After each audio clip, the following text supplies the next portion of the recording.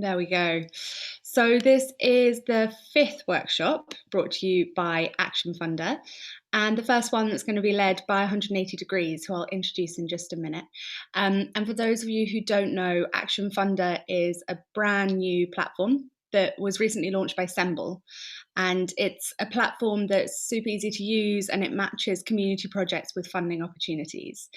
If you have any questions about Action Funder, don't hesitate to ask in the chat or stick around till the end, and myself or my colleague Perrine will be able to answer any questions. So I'm Lorna, I'm from Semble and the Action Funder team, and also here from the same team is Perrine, who you will see in one of the boxes on the screen waving. It'd be great if you could just pop into the chat where you are today, the type of community organisation that you're involved with. So if you aren't yet familiar, the chat's just going to be at the bottom of your screen, a nice little speech bubble. If you select there, you can start writing. And while you do that, a reminder of those house rules. Do try and keep your cameras on if you can. Mics off so we can hear everything that the 180 team has to say, and any questions you have through the session, just stick them into the chat and we'll pick them up at the end of the session when we're going to have a bit of a discussion and a conversation and unpick anything that you haven't been sure of throughout what's coming up. So good to see a few people writing in there. Colleen from St Luke's Community Centre in London, and then from London all the way to Dundee. Sean from 18 and under. It's one of the really great things about these digital sessions that you can get people from all over the country. So leading today's session, most important people in the room, the 180 Degrees consulting team. So we have Vanessa and Fiorella with us today. 180 Degrees is a consultancy for nonprofits. So they work with registered charities and also informal community groups. And they work around the world supporting with everything from revenue generation to marketing. And they work with big household names, whether it's UNHCR or Oxfam or Amnesty, St John Ambulance. And they're unique in that they're staffed by carefully selected university students who volunteer their time to do this work. And the students here with us today, Vanessa and Fiorella, are from Queen Mary, London, and they have plenty of useful tips and tricks and guides on the topic of volunteer management. So with a final hello to Rebecca from Community Workshop and Gardens in Surrey, and also Keith from Vale of Snaith Action Group in Yorkshire. We have a really good spread there geographically, don't we? So let's get on with it. I'm going to hand over to Vanessa and Fiorella. Hi everyone, thank you all for joining us today. My name is Vanessa and I am a volunteer consultant for 180 Degrees Consulting, and I'm as well a current university student studying economics. And Perrine, if you wouldn't mind sharing the slides. Thank you so much. Could you move to the next slide, please? Yes, so just briefly on the agenda. We're moving now to the volunteer management session delivered by me and my colleague Fiorella. And afterwards, we'll do a short Q&A. So make sure to drop any questions you have on the chat, and we'll make our best efforts to answer as many questions as we can. And then Action Funder will have their Q&A as well in the end of the session. So make sure to type down any questions you have for them as well. Next slide, please. So hi everyone, my name is Fiorella and I'm currently studying economics at Queen Mary with Vanessa. So just a quick introduction about 180. So both me and Vanessa work for it, and we've been selected by 180, and we've been provided a training of professional standard. And we are basically helping Semble to produce these workshops that will help you in the long term to increase your revenue and your profit. So if you could move on to the next slide. So we've decided to start with volunteer management. Why have we decided this topic? So volunteer management process increases volunteer engagement, improves retention rates, and free up their volunteer coordination time to focus on other aspects of the organization. Volunteerism is a foundational component for almost all organizations in the nonprofit industry. So volunteers provide their time in exchange for the opportunity to make a difference within their community. So, and I think most nonprofit organizations would agree with me when I say that they would be unable to make the impact they are making without the help of the volunteers. So definitely volunteer management is the most important aspect that we would like to discuss, and that's why we wanted to start with it. And we wanted to talk about why nonprofit organizations need to organize, promote, and communicate their different volunteer programs within the community so that more volunteers can be reached and then they can come and join your associate organizations. Next slide. So some of the main problem areas that your organizations like yours might be struggling with when it comes to volunteers are recruitment and in management, as well as retention. So when it comes to recruitment, sometimes organizations might struggle to recruit enough volunteers, and we don't want that to happen because we want your organization to run at its full potential, and we want your community group to be able to make the greatest impact it possibly can. So another issue might be in management. You want to make it easy for volunteers to participate. You want to manage them effectively to make the most out of their time. And this good management will help you increase participation as well as volunteer engagement.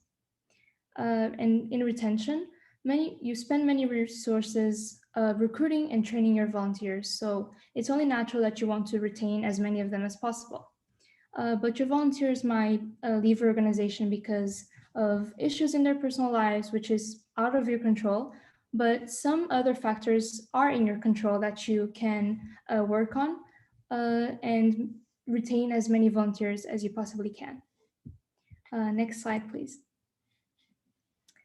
So diving deeper into volunteer recruitment. Your goal, like I said, is to recruit volunteers whose values are aligned with your organization and to attract enough volunteers. So some ways that you can increase your volunteer recruitment rates is to have an inclusive recruitment process. So maybe avoid requiring too many qualifications or skills from them, especially if you can teach them this skill, because many volunteers see this as an opportunity to learn new skills, to acquire new skills.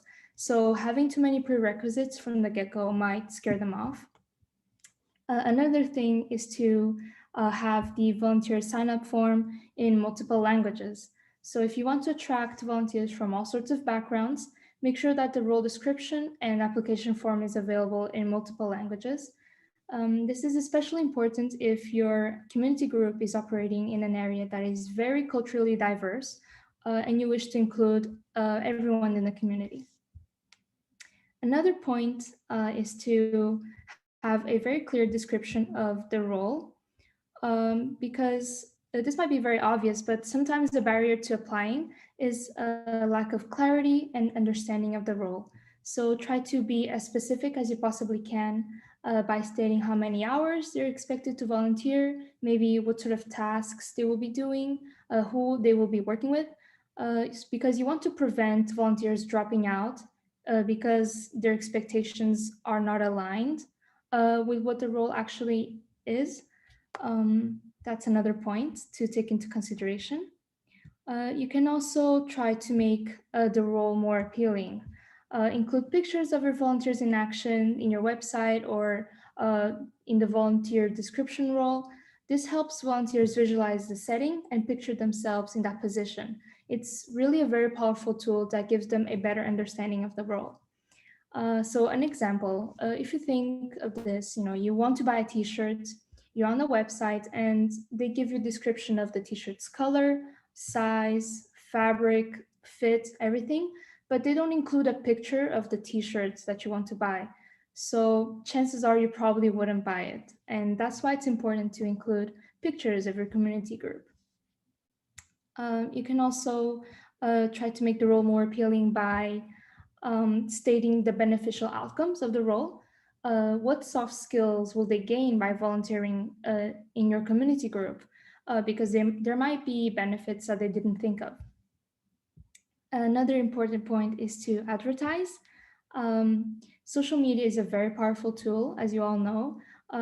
So make sure to have a presence on a wide array of social media platforms. Try to have an active presence, post regularly, so that potential volunteers can discover you, and to also let more people know about your community group, as well as update your current volunteers on your community group's activities. Next slide, please. So now we will talk about volunteer management. So first of all, I would definitely say an efficient planning and scheduling would be ideal. So strong information would be very relevant. So therefore, we suggest using a database for volunteer management, which will allow the most effective use of volunteers and allocation of these volunteers. So which will facilitate scheduling. So first of all, you will need for detailed volunteers profiles for communication preference, contact information, volunteer history, and relevant skills or interests. I would also capture the volunteer activity, and also I would add information regarding structure and duties. For example, who oversees volunteers and who does we report to?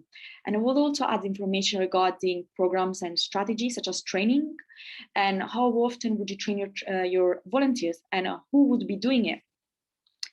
Secondly, poor planning and scheduling might be a primary cause of volunteer management failure. That's why we decided to provide a few solutions for you.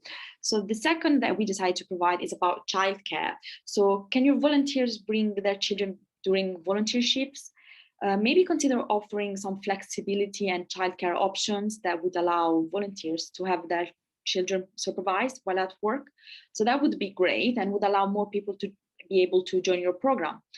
And then we decided to add the languages as well, like Vanessa mentioned. It would be great if you could involve more languages, so more people with different backgrounds would be able to join. Fourth, we decided to talk about transportation. So how easily can volunteers reach your volunteer location? So maybe it might not be very easy. They might not be able to pay for car park, or maybe you can offer a carpool program. If one of you has a car, maybe talk and arrange a way to get to the volunteer allocation altogether. Or maybe you could provide information regarding public transportation, how to get there by tube or by bus easily for them. Our fifth point is about timing. So as you all know, most people have part-time jobs and full-time jobs. So maybe we would advise having different shifts, providing different shifts. So maybe something after 5 p.m. or 6 p.m. so different people can join. And obviously, we would like to say one last thing. We completely understand that you're small organizations and you might not be able to offer all of this. However, it could be very helpful and it could be really nice. So try and do as much as you can. And one last topic that I would like to add, it would be nice if you could add some food as well, like a meal would be nice. You could make them feel appreciated and it would increase their happiness, let's say, during their shifts. And maybe it would be also an occasion for all of them, for the volunteers to chat a bit, even if it's for 5-10 minutes, and maybe feel more welcome. Next slide. So now diving deeper into volunteer retention, your goal is to keep your volunteers, the volunteers that you manage to recruit. You want to try to keep as many of them as you can. So I'm sure your volunteers are there because they really believe in your mission, but to keep them, you want your volunteers to also have an experience that's very enjoyable, that they find worth sharing and going back to. So you should really think of prioritizing your volunteer experience. And this can be done by making your goals clear, the goals of your community group. This will really help build motivation for your volunteers by establishing what success means to your organization. Being specific from the get-go with what you want will facilitate accomplishing your goals because volunteers will know what they are and will work towards them. They will be more motivated and see their purpose within the community group.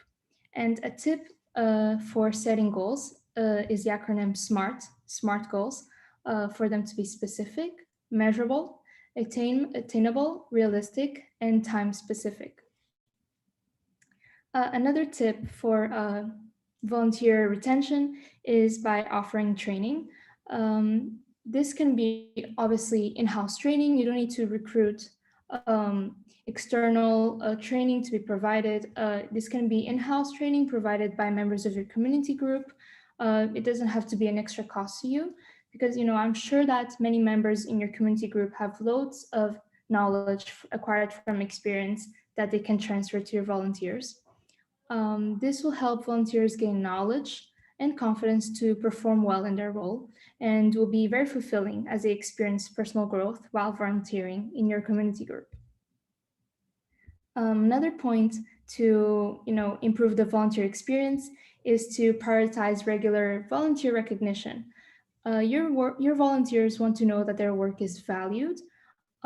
So if they're unsure whether their hard work has made an impact in the community, they're less likely to continue volunteering and less likely to look for ways to deepen their relationship with your organization. So recognizing their efforts will really help boost morale. And some of the things you can do are issuing certificates with the number of hours your volunteers have contributed and outstanding achievements made by each volunteer. This can be done, let's say, in the end of the year by awarding a little diploma to each volunteer. You can host a small start of year or end of year volunteer appreciation event. This can be a small gathering, a small dinner, or you can have volunteers of the year awards, have small prizes for them. These are all small things you can do to help boost your confidence and motivation. Another point is support, which, providing support to your volunteers to have there someone they can talk to will help them feel supported and will improve their volunteer experience. I'm sure you're all thinking that you're all very approachable. Your volunteers can come to any of you to address any concerns, but in a moment of maybe stress or anxiety, it will really help if there is one person who comes to mind straight away that they can go to talk about their concerns. Someone within your community group who, alongside their responsibilities in the community group, can be the one volunteers go to address concerns. Next slide, please. So here we decided to provide a summary of volunteer management and their three important aspects: recruitment, management, and retention. So recruitment, how do we find the right people and enough of them? So obviously always provide a clear and detailed description of the role, so you find the best people for the role.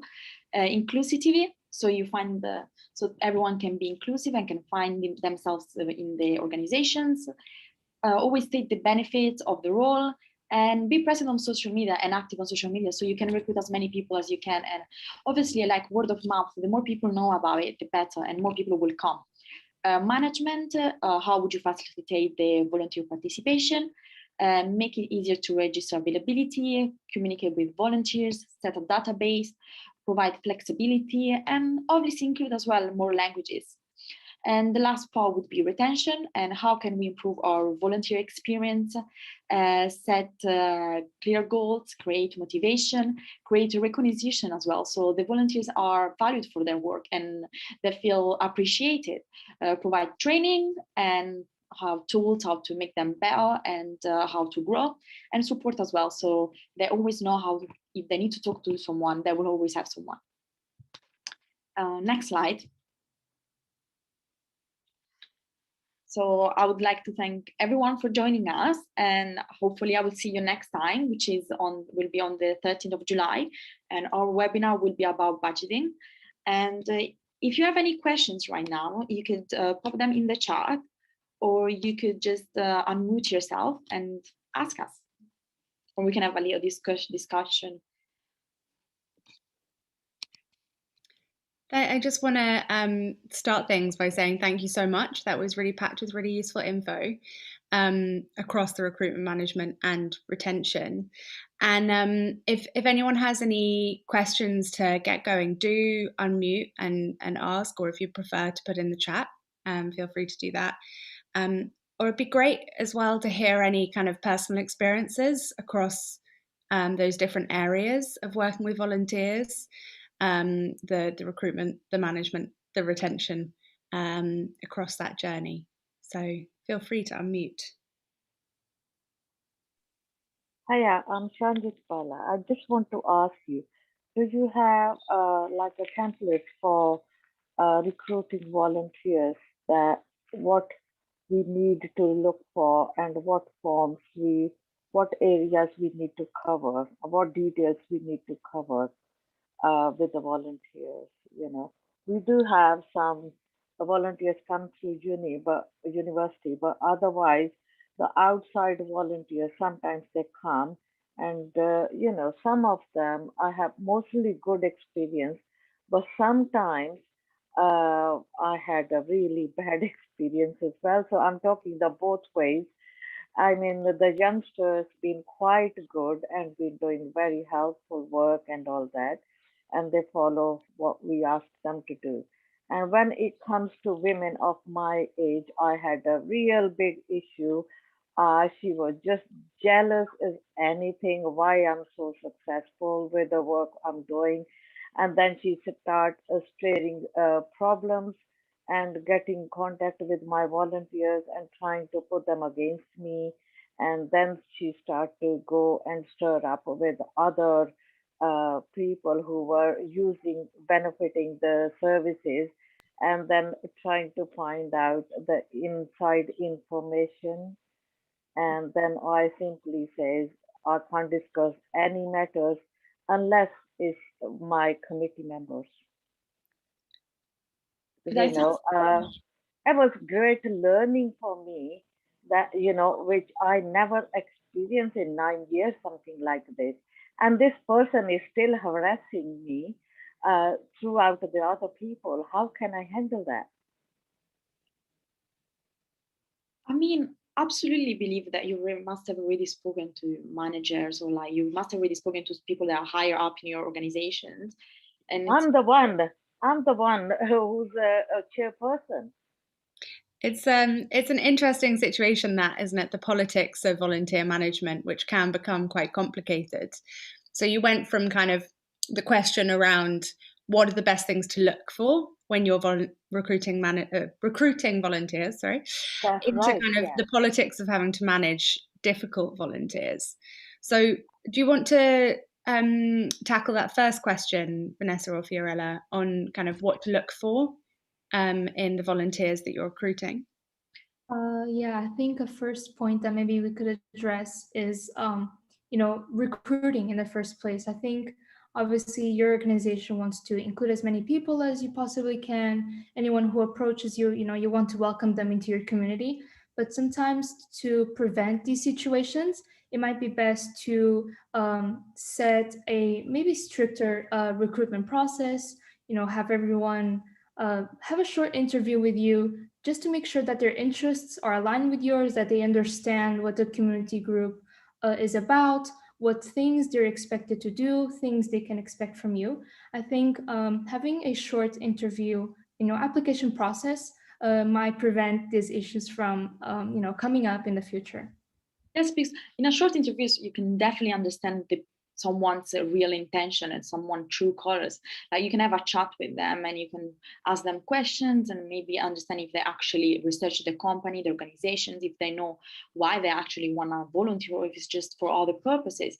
So definitely the best thing would be a short interview and have a chat. You can definitely understand their personality a bit more. So it would be the best idea. This is the advice I would give as well. I'm just going to add a little bit at the end of that to say that it can be difficult. Managing volunteers takes a lot of time and a lot of effort. And the idea of having to sit down and interview each person who comes along sounds like another thing on the to-do list when you've got plenty else to be getting on with. But part of really being able to bring on board a useful team of volunteers and make sure that they have the skills that you need to support what you're doing is managing that recruitment and making sure that people are aligned with the work you're doing. And as with any kind of process of recruitment, making sure that you're going to be able to work together, because we can't all work with everyone, especially in small organizations where it does get political. Just having some kind of a process, like an interview, as these guys suggested, to make sure that you know that they have the skills and that you can get on together in the workplace. Seems Also like a phone interview, if it's doesn't even have to be in real life or a Zoom call, maybe just a phone interview, 10-15 minutes. Maybe try to understand as well if they're able to work in a team, with a team. I think that's one of the main You're things. talking very fast. I can't catch you, my Oh, I'm darling. sorry. I'm so sorry. I'm I'm gonna senior citizens. We are slow down in our lives. So I'm struggling to catch up what you're trying to say. The other girls are okay. I would definitely say teamwork skills are the best one. I've worked in a volunteer association. I've worked for St. Luke's and I worked for Harrow Cup. And definitely say what made us successful as a team was working all together. No one tried to say something that would be rude against our manager or rude against us as well. So, and working together and offering each other advice or maybe asking for help was definitely the best thing. So maybe in the interview or in the short phone call or whatever you want to do to get to know them, it would be the best thing to try and figure out if they have those skills. Try to understand if they can work in a team. So maybe you could ask, have you ever worked in a team, and how do you handle a problem? Have you ever handled a problem with your manager? So and try find out how they found a solution for that problem. And then you can understand if they're a calm person, if they're relaxed, if they're able to communicate perfectly nicely with their managers and with their colleagues. And if they don't, maybe they're not worth hiring because it might just create problems within the organization and you don't want that really. Do you have any information for us to learn more about how to recruit volunteers and what signs to look for, and if there's an issue, how to handle the issue, things like that? At the moment, we do not have, but we could definitely create a small Word document and we could send it to you along with the PowerPoint presentation. But I honestly, you will get the PowerPoint presentation as well, and you will, this Zoom call, sorry, is recorded. So you will be able to rewatch it as well if you want to. And we'll be sending a kind of a document that we put together last year on volunteer management as well. So we'll add that into the follow-up email, and that has some further nuggets of information in there. Oh, yeah. Are there any other questions right now, or anyone want to share their experience of managing difficult volunteers or getting the most out of their volunteers?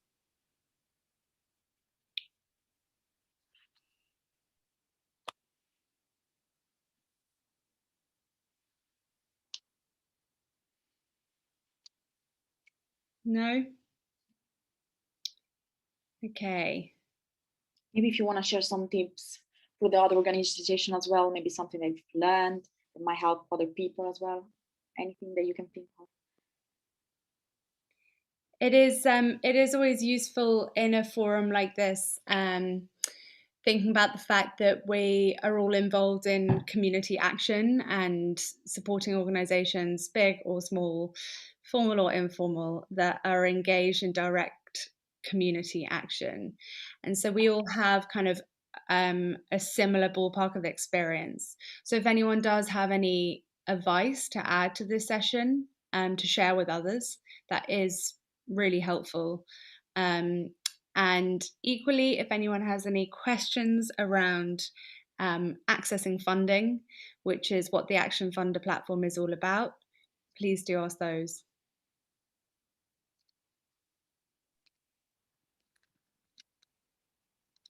I need a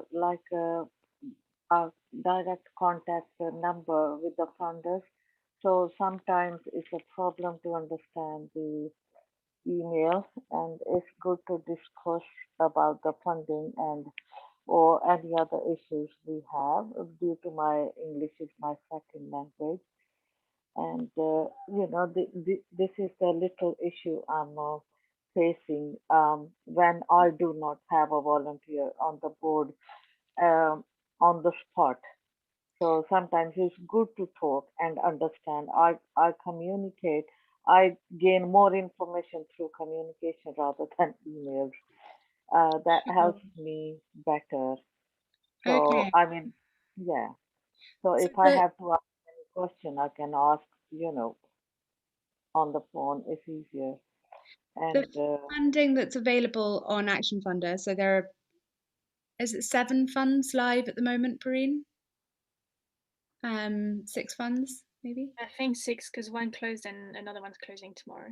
Okay, there you go. So 6, could nearly you 5. send us the information about what funding is available at the moment, please? So the way that the platform works is that you post a project you're looking for funding for, and if and when a relevant fund comes up on the platform, you'll be automatically notified. Oh, So brilliant. rather than applying for a specific fund, you're just posting your project. And then any funds that come up that are relevant will be matched. And so it's quite important on this particular platform not to think about meeting a certain funder's criteria, because you could be funded by any of the businesses putting community action funding onto the platform. So while I can see that picking up the phone and having a conversation with the funder can be really useful, and it's often something that I would advise in the general kind of grant funding process, pick up the phone, have a chat, say, I'm doing this project. Is it going to be relevant? What should I pull out? What are you particularly looking for? It's a really useful thing to do. But when it comes to Action Funder, actually, not so much. Just going straight onto the platform and putting up whatever it is that you're looking for funding for is the way to go. And there are a couple of different guides on the site that you'll see as you go through the process of signing up and posting a project that you're looking for funding for. So do take a read of those, and you can get in touch with us at hello@actionfunder.org with any questions you have along the way. I'm not sure now that we're all remote working, I can never remember who has our phone, our office phone, but we all use our mobiles as well. And if having a conversation over the phone is something that you really need, then we can definitely set that up. That was a long response to a short question. And I think if nobody has any other questions right now, we could wrap and say, let's bring 10 minutes back into our day. Sorry, I'm just going to spoil everyone's day there. I do apologise, Lorna. Just very quickly, as we've all been impacted by the pandemic over the last 18 months, has anyone got any kind of number one tips as to how they've adapted to that in regards to volunteering? So to be able to kind of shift from maybe face-to-face, people coming into the premise, etc. What's the number one change that you've had to apply to continue to keep the volunteers, keep them engaged, but also adapt to this new way of working? I can provide a bit of answer on this, as I'm a volunteer myself for an organization, and so we don't necessarily need to be in premises, but we've installed more frequent meeting. Like we have an all team meetings every 2 weeks, just to kind of like touch base, see how's everyone doing, how we can all participate on project, and that's turned out to be really useful, and actually something that we'll be carrying on in the future as well. Thank you. And I think my experience of in-person volunteering, it's been a case of those managing having really clear setup of, as these guys were explaining, clear kind of spreadsheet setup, clear management of who is going to be where, when, so that the safeguarding protocols can be carefully followed, which is an obvious thing to say. But I think, yeah, between the kind of remote meetups and the careful management of in-person, those have been my experience. Fiorella, looked like you're about to say something and I interrupted. Oh, no, it's fine. It's fine. No, I was just going to say that I'm the president of our society. And one thing that we've done to ensure that the society keeps growing throughout the year and also is still motivated it's definitely doing Zoom class or webinar or anything that would involve as many people as possible. So they still know that there is a society and there is someone that to support you. So I think making sure that that you're still in touch with them, even though it's remote, I think is definitely the best advice. And also I was going to say that there is a message in the group chat, so in the chat, so if you just... Yeah, I can pick that one up as well, Colleen, on the average timeline in posting a project and securing funding on Action Funder. At the moment, we have funds that are live for 4 weeks. So you have 4 weeks to put in your application, and then there's about a week, 2 weeks of panel and judging from the funders. So so if you'd be posting, you'd have 4 weeks to post, then about 1 or 2 weeks after deadline to get an answer. And then the project delivery would span on 10 weeks, but it really depends on the funders at the moment. I think ideally you'd have to have your project well on the way within 10 weeks, but if they love your project and your project will take 6 months and you'll still have something to show in 10 weeks, they will fund you as well. It's really up to showing your impact. And yeah. How can we request for the application? Because we are looking for funding for yoga for all, for flexibility on Zoom. And also we have a disability community allotment, which we would like to, it's an existing project, but we would like to keep it going. So we need a funding to improve and improve the whole area as well. So if those are 2 projects, you can post those 2 projects separately under your organisation profile and seek funding in both of those areas. And it really is a much quicker process. If you are accepted for funding, it's a much quicker process than the generic grant funding process. So that, as Pareen said, if you are accepted for funding by a fund match, then it'll be a case of having the funding in your bank account within a matter of weeks. It's a quick turnaround. Thank you. Thank you. Trying to keep it quick and easy. That's the idea. Funding match means, do we have to pay some of it from the organization? No, so we're using the word match to describe when the project that you're looking for funding for matches with the fund that a funder puts onto the platform. And that's when you'll see a match occur, and it happens automatically. So we're working with that language. I know different platforms, different funders use different jargon. It can get quite complicated. So any feedback on that front is always welcome. And seeing as it's 10 past, I'm just going to wrap up by saying thank you so much to the 180 team, the 2 of you. It's been really great to have you here today, and I'm looking forward to the next session, which is going to be on Tuesday the 13th over lunchtime, all about budgeting. So how to create a successful budget for your project, which is always an important part of a grant application, as well as simply an important part of running a successful project. So we'll send round details of that session in an email that will also include the recording, the brilliant slides that the 180 team shared today, and also the guide that I mentioned earlier to volunteer management. So thank you, Vanessa, thank you, Fiorella, and thanks everyone for coming along. Any other questions, do get in touch with the email that Pareen put into the chat. That's hello@actionfunder.org. And hope you have a lovely afternoon. Thank you very much for lovely sessions and lovely girls. And God bless you. Have a lovely day. You too, you too. Thank you. Bye-bye. Thank you all so much. It was our pleasure.